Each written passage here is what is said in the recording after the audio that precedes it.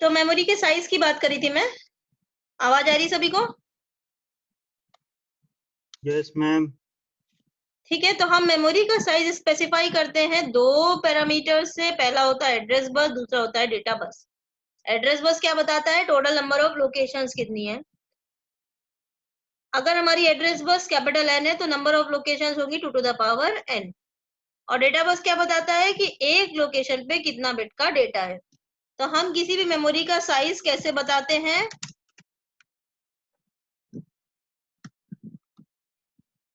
2 to the power N multiplied by capital M, where capital N क्या है मेरा? Address bus which specifies number of locations, and capital M क्या है मेरा? Data bus which specifies the number of bits at each location. तो अगर मैं एक एग्जांपल बात करती हूँ कि 1 MB की मेमोरी है, जो कि मार्केट पे तो नहीं मिलती होगी, पहले 1 MB की मेमोरी बहुत कॉमन में लोग लेते थे। तो 1 MB का मतलब क्या है? 1 M locations each of 1 byte। 1 M locations, M का मतलब क्या हुआ? मेगा। मेगा मतलब 2 टू द पावर 1 किलो का मतलब 2 टू द पावर 10, 1 मेगा का मतलब 2 टू द पावर 20, 1 गीगा का मतलब 2 टू द पावर 30। ये तो सभी को पता होना चाहिए। 1 किलो अगर हम बाइनरी में बात करते हैं तो 2 टू द पावर 10 या 1024। 1 M का मतलब 2 टू द पावर 20। 1 गीगा का मतलब 2 टू द पावर 30। इसके बाद 1 टेरा का मतलब 2 to the power 40 and this continues. तो अगर 1 मेगा लोकेशंस, 1 M लोकेशंस की बात करें तो एड्रेस बस कितनी हुई देख के बताओ मुझे।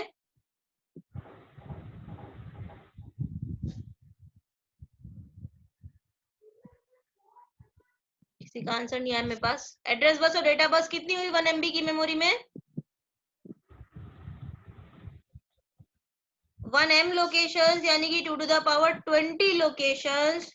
तो इसका मतलब एड्रेस बस हो गई 20 और हर लोकेशन पे 1 बाइट है, इसका मतलब 8 बिट है, तो डेटा बस हो गई 8।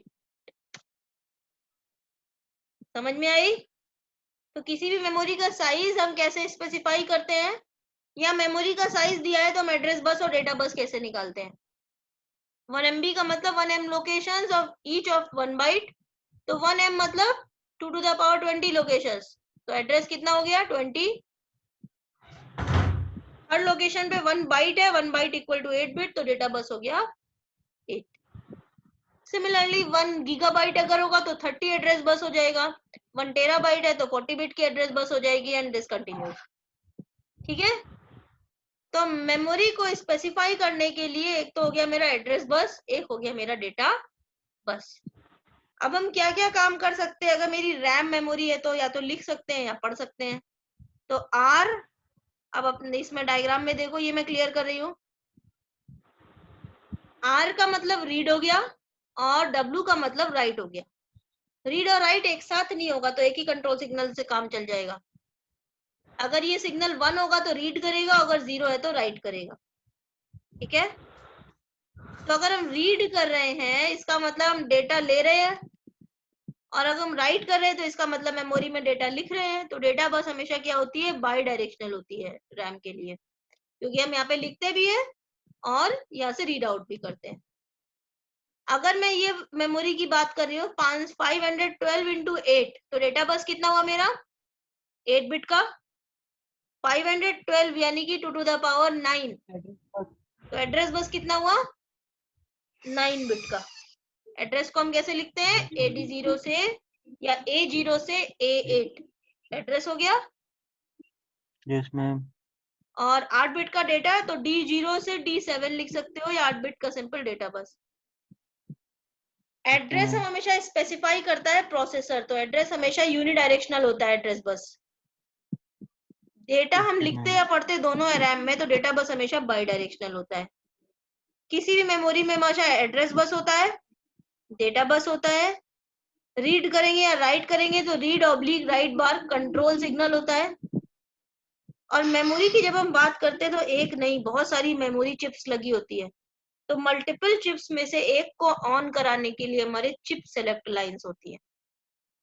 ठीक है, तो किसी भी मेमोरी में हमारी क्या क्या चीजें होती है? Address bus, data bus, control signal that is read oblique right, और चिप सेलेक्ट, ताकि मल्टीपल में से हम एक चिप को सेलेक्ट कर सके। क्लियर सभी को? तो अब अगर हम बात करते हैं चिप रैम की, तो रैम हमारी फर्दर दो टाइप की होती है, स्टैटिक रैम और डायनामिक रैम। स्टैटिक रैम की अगर हम बात करते हैं तो स्टैटिक रैम का इंटरनल डिजाइनिंग कुछ इस तरीके का होता है। सिंगल बिट, 1 बिट सेव करने के लिए, आवाज आ रही है सभी को?